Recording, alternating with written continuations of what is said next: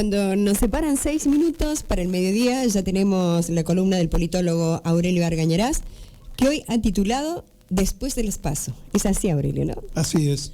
Bueno. Si algún oyente cree que yo voy a profetizar lo que va a pasar después de las PASO, está muy equivocado.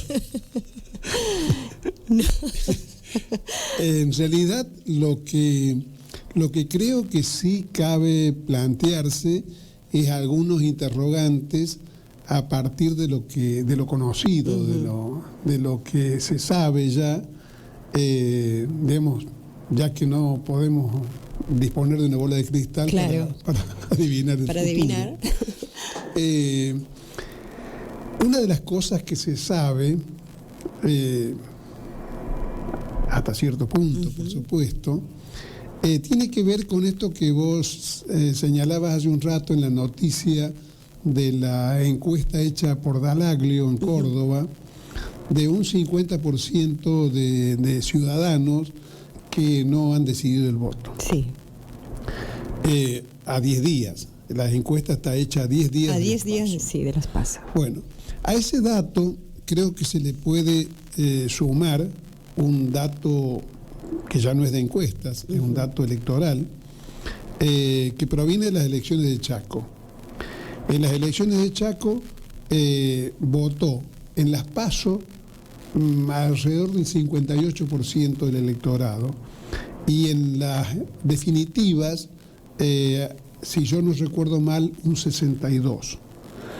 Pero, digamos, hay un altísimo índice de no concurrentes al comicio, que a mí me remite al último caso de ese tipo, que fueron las elecciones del 2001.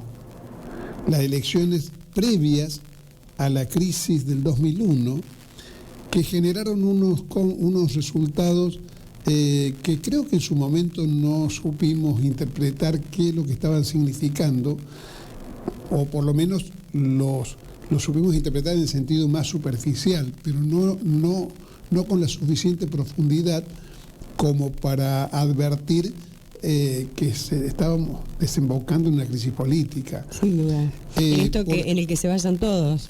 Claro, en el que se vayan todos. Porque en realidad en esas elecciones, entre no concurrentes, votos en blanco e impugnados porque la gente había votado de una manera para que le impugnaran el voto. Digamos, se produjo una situación en la cual la mayoría fueron esos votos, alrededor de más del 40%, creo que 43 o 44%, digamos, de votantes hubo entre no concurrentes, impugnados, y votos en blanco. Eso señalaba un estado de hartazgo de la sociedad y de repulsa del sistema político, que después vimos desplegarse con toda amplitud cuando se desató finalmente la crisis del 2001. Ya habían ocurrido por ese entonces algunos escándalos mayúsculos, como la famosa tarjeta Banelco, por la cual el presidente de la Rúa había sobornado a legisladores para que aprobaran una ley de flexibilización laboral realmente impresentable. Espantosa, espantosa. Ya digamos, eran visibles los efectos de la política neoliberal llevada a cabo durante toda la década del 90 por el menemismo, que en realidad de la Rúa no hizo más que prolongar a tal punto que terminó nombrando al mismo ministro de Menem, a Cavallo. Hay que recordar de los personajes que actualmente están ocupando los mayores lugares del escenario, que por ejemplo esta figura opaca, que es la del presidente del Banco Central, Sturzenegger, que evidentemente está fomentando la bicicleta financiera, fue también funcionario de la Rúa y uno de los negociadores del mega canje, uno de los escándalos financieros más espantosos de la historia del país. Si a ese dato del Chaco le sumamos este dato que provee Dalaglio, Hay una encuesta además hecha en forma telefónica por el diario Hoy Día Córdoba, donde da un 75%, es un poquito anterior, un 75% de gente que no tiene interés en las elecciones y que no sabe ni siquiera si va a concurrir. Creo que nos está mostrando, nos está dando un muestrario que debe ser analizado y que puede ser, por eso digo que yo no voy a hablar del futuro, sino de lo que puede ocurrir en el futuro, que puede ser una de los fenómenos que veamos en las elecciones que se van a hacer el próximo, no este domingo, no mañana, sino el próximo domingo. Ya estamos encima de las elecciones. Ya estamos encima de las elecciones. Sí. Creo que las elecciones, lo más que se puede decir es que van a proveer, como ocurre con los censos, una cantidad de información que va a enriquecer el análisis y lo va a poner, va a permitir que contrastemos nuestras hipótesis, nuestras intuiciones, la visión que tenemos de lo que está ocurriendo en la sociedad argentina con datos duros. Porque las elecciones proveen datos duros. Sí. No, te quería, antes que continuaras, perdóname, Aurelio, tiene que ver también, Aurelio, el hecho de que desde los medios, digamos, hegemónicos, yo digo de acuerdo a la percepción que tiene uno hablando con la gente, ¿no? Sí. Con el común de vecinos y compañeros así que tienen de pronto que dicen, son todos iguales. Tiene que ver, digamos, yo creo que los medios están... y se está bajando ese mensaje, Aurelio, porque le conviene, digamos, el no interés en la política. Tengo mis dudas por lo siguiente, porque creo que hoy por hoy el fenómeno de la apatía es un fenómeno que, digamos, nadie ha hecho encuestas que nos digan si eso es así o no, que tiene que ver con el uso que nuestros ciudadanos hicieron del voto en el 2015. Creo que hay una franja que se aferra a la actualidad, más que nada por oposición al kirchnerismo, no porque comulgue con lo que está llevando adelante el gobierno de Macri, sino porque lo ve como la contra, digamos, ¿no? La contra de lo que fueron las 2 décadas del kirchnerismo.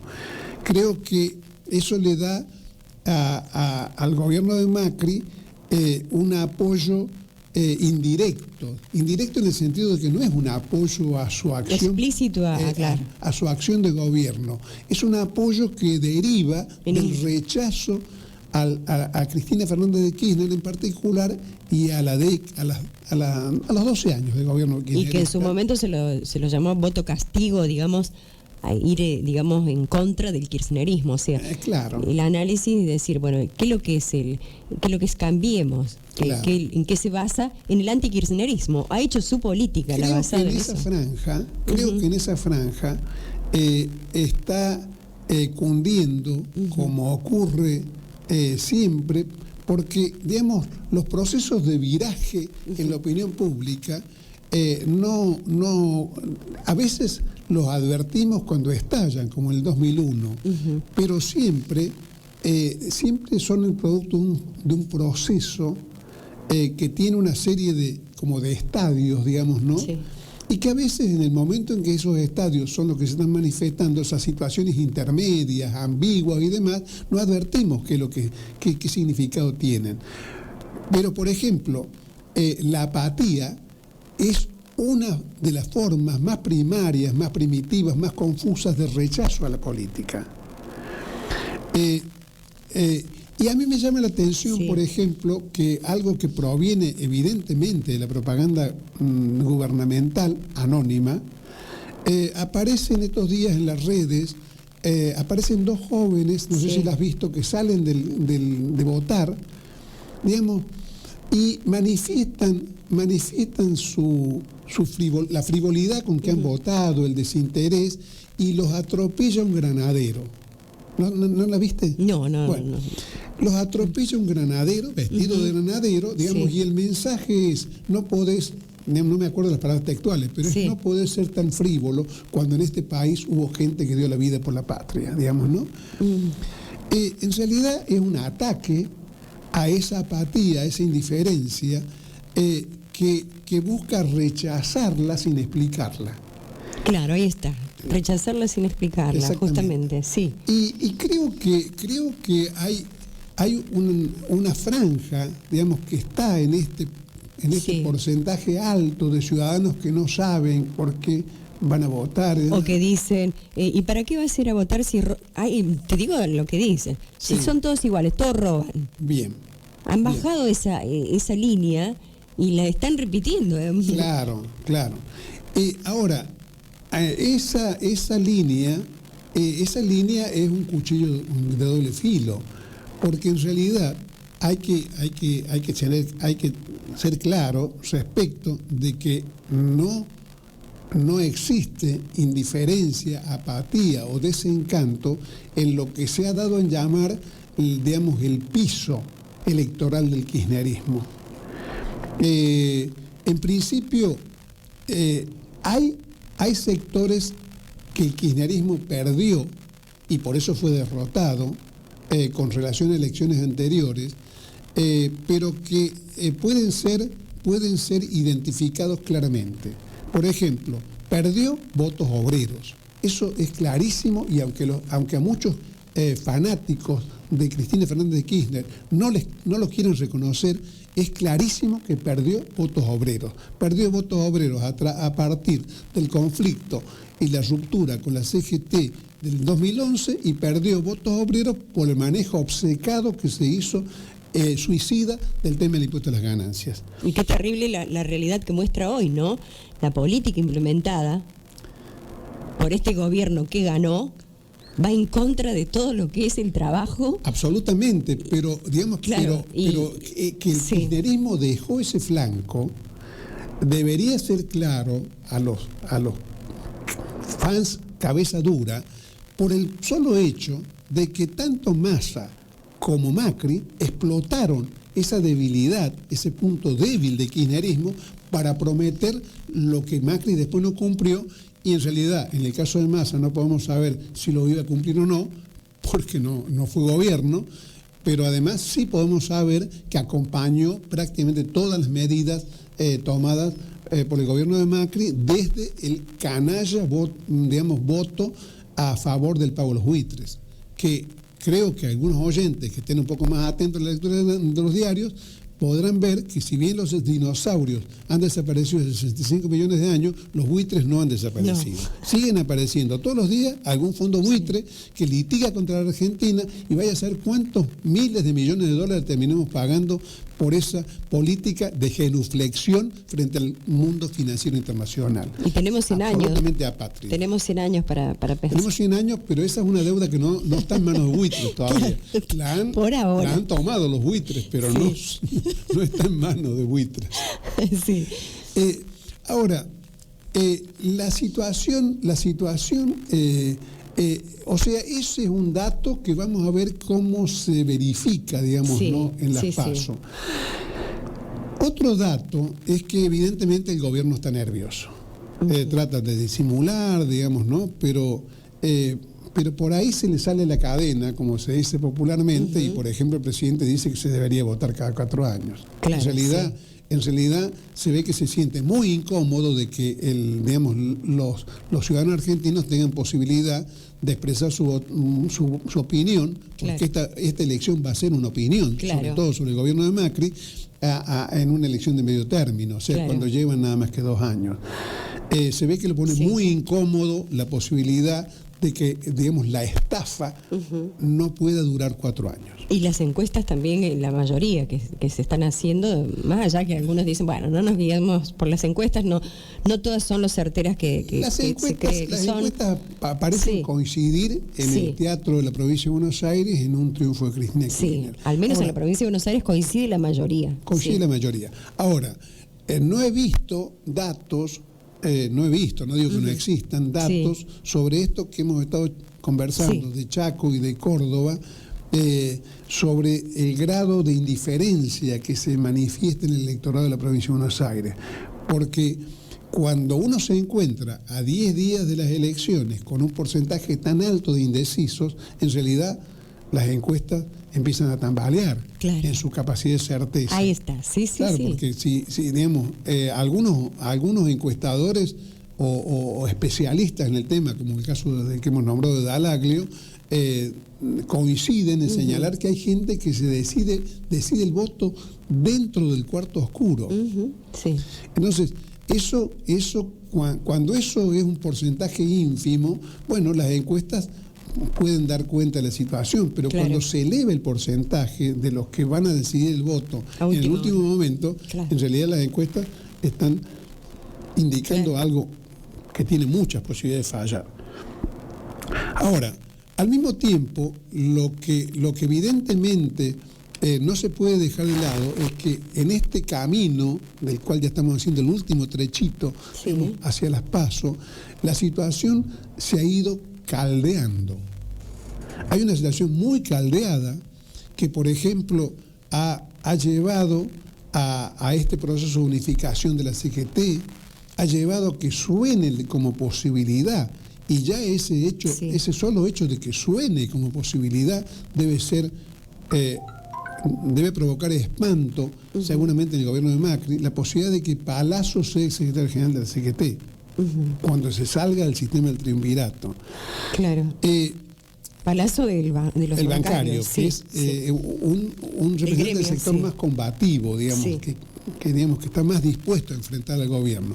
Y hay una cosa que me llamó mucho la atención en la página 12 de ayer, y es que al tratar el tema de la situación sindical, se plantea la incomodidad que parece reinar en una franja más o menos amplia de los líderes sindicales nacionales con relación al tema de movilizar y parar.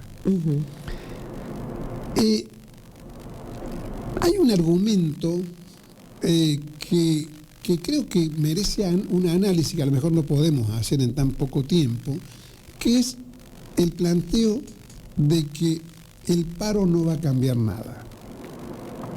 Es un planteo razonable, porque frente a un gobierno de salteadores como este, decidido a llevar a cualquier precio este plan de vaciamiento del país, evidentemente un paro no va a torcer el rumbo. Ahora, en las especulaciones que se hacen en la nota de página 12, se plantea una posibilidad que realmente me llamó mucho la atención, pero me motivó una reflexión, que es la posibilidad que parece ser que estarían considerando una cierta cantidad de líderes sindicales a negociar con Cristina Fernández de Kirchner para que Cristina les pida el levantamiento de la movilización del 22 de agosto, como le pidió al sector de Palazzo el levantamiento de la movilización del 7 de agosto. Sí.